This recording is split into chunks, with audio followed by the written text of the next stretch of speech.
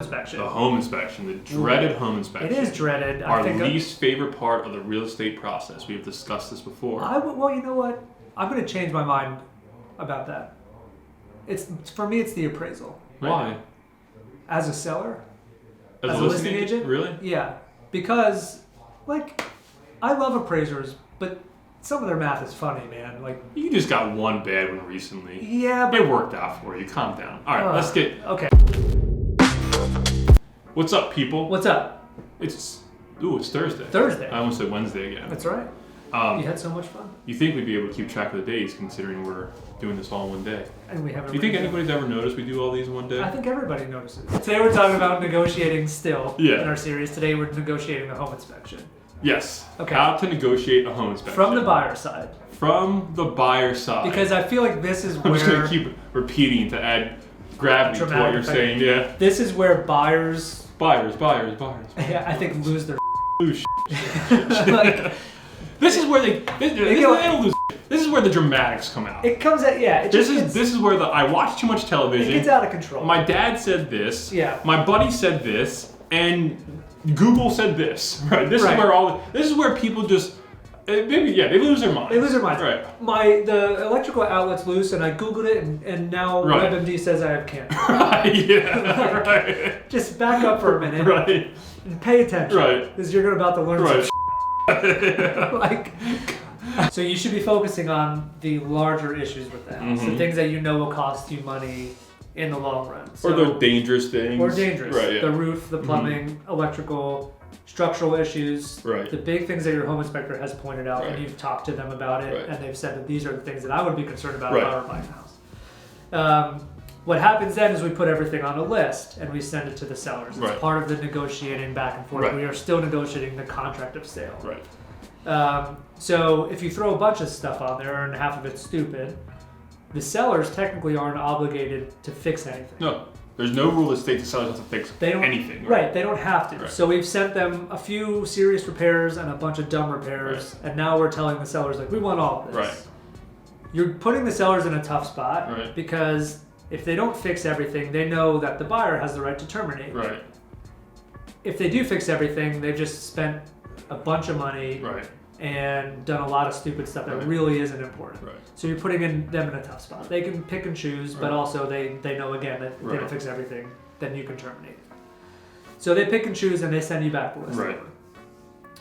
If they don't fix everything, or if you've just offended them, and because you sent 48 things to do and they just say no, now you as the buyer have to make a tough decision. Right. Well, they're not fixing anything. And that's what you want to avoid from the negotiation standpoint. You don't want to be pushed into a corner to make that tough decision as a buyer. Because they're negotiating back. Right. They're taking what you said as we want everything or else. Right, yeah. So they're coming back and saying, you're getting nothing. What are you going to do about it? Yeah, especially in a market like this. Yeah. When, I'm going to get an offer tomorrow. Look, if a house goes on the market and within 48 hours you have it under contract, the reason is that it will go under contract very quickly again. So if you're putting this laundry list of things out for inspection, and 80 to 90% of them are just fodder. I think there's this thing that buyers think that I'll add a few fluff items on there because it'll make it seem as we're if giving. We're giving them to me. Yeah. That's never how it's interpreted.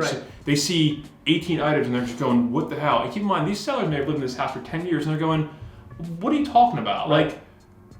That outlet has been loose. The door's been crooked when I bought the house. Nobody cares. These are it's a used house. They're maintenance items. So, as Mark was saying, you don't want to be pushed into that hard corner of now deciding, oh crap, they're not fixing anything. Hardball, sounds great. Yeah. It rarely works. It never works. Because you're going to get it turned right back on you, and all of a sudden you're going to be the one without a house, and the seller's going to be under contract with somebody else tomorrow. Right. All negotiations, even though they are separate, they are linked. Yeah. You just put a house under super quick, great. Now you want to play hardball in the inspection? Sorry. Doesn't matter. They're going to put it back on the market and it's going to go under contract again. Yeah. Can we switch to the seller? Yeah, well, I just that you said they are all linked. Right. This isn't the last thing you have to talk to the sellers about. Yeah. You still have to do an appraisal. Right. What if the appraisal comes back undervalued? Right. And now you've just pissed them off. Right. And we're undervalued by $1,000. Do you think they're going to lower the price? Right. Probably not. Yeah. So that's And so from the seller point of view, again, it's a lot, right? So understanding the addendum really well is crucial. So buyer gives you a list, you aren't obligated to fix anything. But if the buyer gives you a long list of 20 items, if you elect to only fix 19 of those, the buyer technically can walk away. Right. So on a long list, if they're being ridiculous, yes, I understand all that. But on a short list, sometimes the seller just has to eat it because it's just safer to do all the repairs and to keep the buyer in, even though you might not like it. But if they're actual repairs and they're not the big deal, just do them anyway because it keeps the buyer in the contract. Yeah. The other thing is understanding a credit, right? So that you can opt to give a credit, or at least offer a credit, I should say. But there's a right way to do it and there's a wrong way. You can't just, if there's 5 repairs on it, you can't just arbitrarily say, I'll give you a $2,000 credit. Right. The right way to do it is to get contractors out, get some quotes, get multiple quotes, show the quote along with the credit so it is a dollar for dollar exchange. Yeah. And usually you're given a credit because it's just easier. Sure. Just easier to give the buyer the credit for the repairs as opposed to going through the exercise of having the contractors fix stuff. Maybe you have little kids, you're in a rush to move. And even now with coronavirus, maybe you don't want a plumber, a contractor, or an electrician walking through your house. Here's 3 quotes, here's the money. Right. You do it. So to wrap it up on the negotiation of a home inspection, buyer side, be reasonable and understand if you're not, the seller is 100% not going to be reasonable in the end, and you're going to be pushed into a tough corner. Right. On the seller side, understanding the addendum that if you don't do all the repairs, the buyer can walk away. So if they are being reasonable, answer that with being reasonable as well. Sure. All right? Yeah. And then we'll see you tomorrow. Great. For the last video in our fantastic series of how to negotiate something. Bye.